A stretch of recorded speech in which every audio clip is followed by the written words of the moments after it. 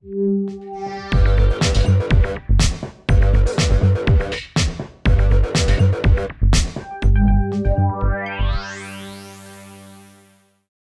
2018 Jeep Compass is the best SUV for you if you want to see how far an automaker can go without getting its paths crossed. With the Wrangler, Jeep offers the off-road mobility of a Mars rover. With the 700 horsepower Grand Cherokee Trackhawk, it outmuscles anything from Maserati. The Compass exists somewhere between those extremes, but where exactly? Frankly, it seems a little lost among slightly smaller subcompact crossovers and marginally larger compacts. This Trailhawk model is an off-road standout, but a little compromised on-road. And the other Compass models strive simply to stand out. Is this a crossover without a clear direction? I'm Chuck Giametta. Join me for a car preview video review of the 2018 Jeep Compass.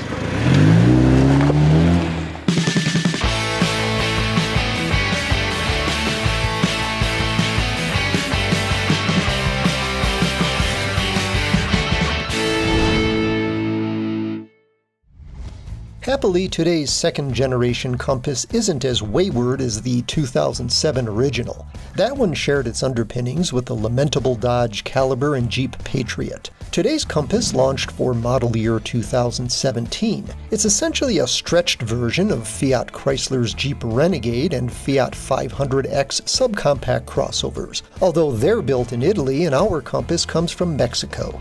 It slots into Jeep's lineup above the smaller Renegade and below the bigger Cherokee. It's a tweener, feeling a bit more substantial than subcompact crossovers like the Honda HR-V, but nearly as roomy as more expensive compacts like the Toyota RAV4 and the Cherokee itself.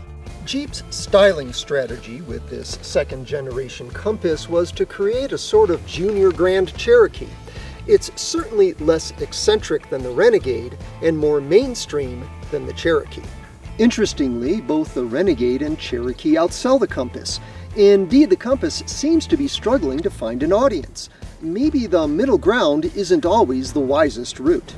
The 2018 Compass is a duplicate of the 2017 model, although the flagship limited grade becomes available with front-wheel drive. It again tops a four-model lineup, with the middle-rung Latitude the most popular and the Trailhawk the most glamorous.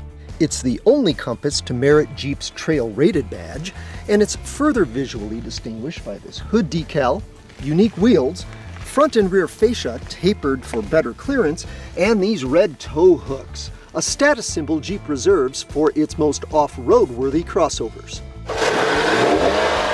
Like all Compass models, though, it's available with just one engine, a four-cylinder also found in the Renegade, 500X, and Cherokee. Power output is mid-pack for Compass's competitive set, but this tweener Jeep is nearly as heavy as a true compact crossover. Sport and Latitude models in both front and all-wheel drive are among the few small crossovers available with manual transmission, although under 5% of Compass buyers choose it. Some opt for the 6-speed automatic transmission, but most Compasses are sold with a 9-speed automatic. About 80% of Compass buyers choose all-wheel drive. This is a Jeep after all. All-wheel drive is included on Trailhawk models as part of their trail-rated credentials. Replacing front-wheel drive with all-wheel drive adds $1,500 to Sport, Latitude, and Limited models. When the front tires slip, it automatically transfers power to the rear. It incorporates Jeep's Select Terrain system that optimizes the traction control system for various conditions. Trailhawks get Jeep's Active Drive Low system with rock crawl and hill descent modes. Trailhawks also have protective skid plates and a fortified suspension with 8.5 inches of ground clearance.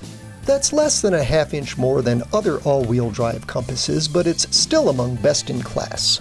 Any all-wheel drive Compass is more adept off-road than the average small crossover, and you have to look to other trail-rated Jeeps or Subaru's Forester and Crosstrek for a small crossover as capable as the Compass Trailhawk. Sport models come with 16-inch wheels, Latitudes with 17s or optional 18s, and Limiteds with 18s or optional 19s. Trailhawks have 17-inch tires with blockier off-road suited tread. The all-season tires on the other Compass models corner and track better on dry pavement. They're quieter too. But all Compasses have good steering feel and a comfortable, composed ride. Unfortunately, none is a champ for acceleration. Too much weight, too little torque, and in the case of the 9-speed automatic, maybe too many gears. You'll learn to floor the gas pedal for quick getaways or to merge with fast traffic. Passing response with the 9-speed automatic depends on how inclined the transmission is to downshift rapidly, which isn't always predictable. Enthusiastic drivers should be fine if they plan ahead and don't spare the whip.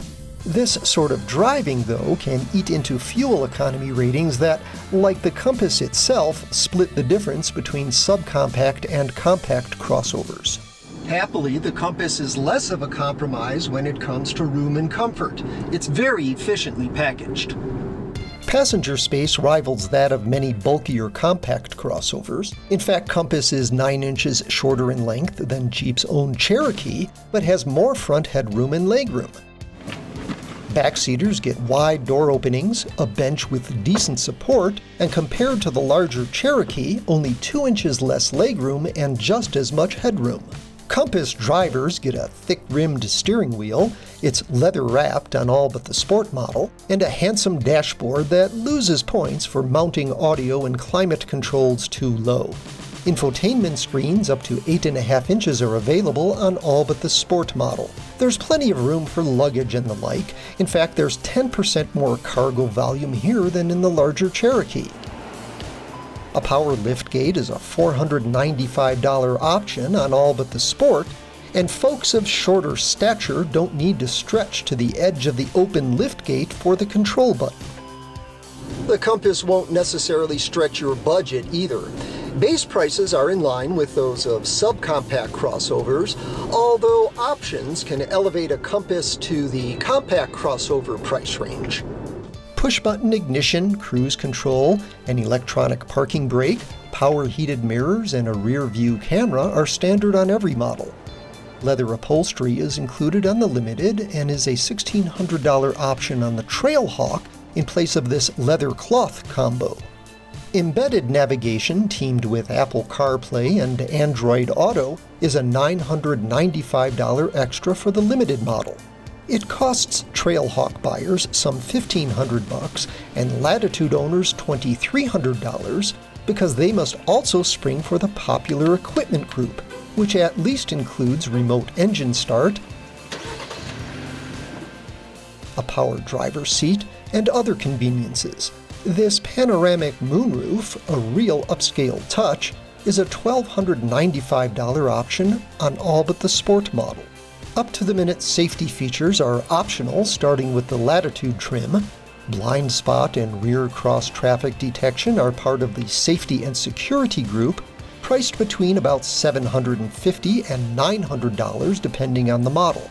You'll need that to qualify for the advanced safety and lighting group, which adds autonomous emergency braking that can stop the Compass to avoid a frontal collision. The package also includes lane-maintaining automatic steering and xenon headlamps.